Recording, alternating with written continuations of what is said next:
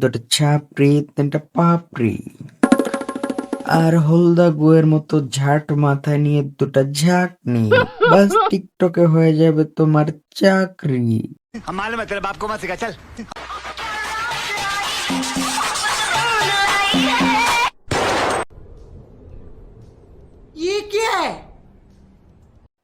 টিকটকারদের লাগে না কোনো অস্ত্র শস্ত্র, তারা মরে ভাতে মারে হাতে। হাতি তাদের প্রধান অস্ত্র শস্ত্র। মানুষটার কথায় মায়া ছিল, হাইসা হাইসা কথা বলতো, রুহুটা কাঁপায়া দিত।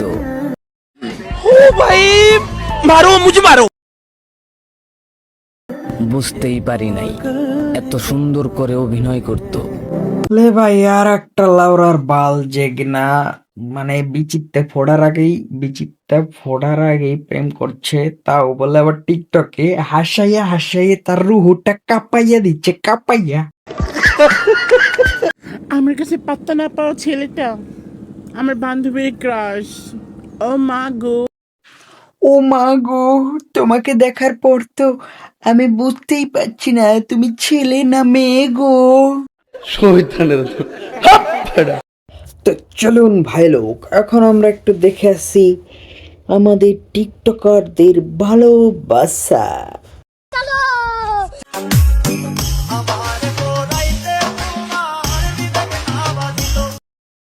আচ্ছা, ওই পোলাটা ওই মায়েরারে ভালোবাসতো, এক পোলা আইসা প্রপোজ কইরা দিল, কইরা লইয়া গেল।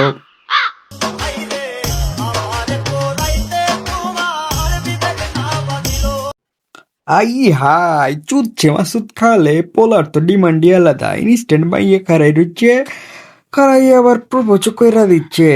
ও মাই গড, পোলাই আবার রিজেক্ট কইরা দিচ্ছে।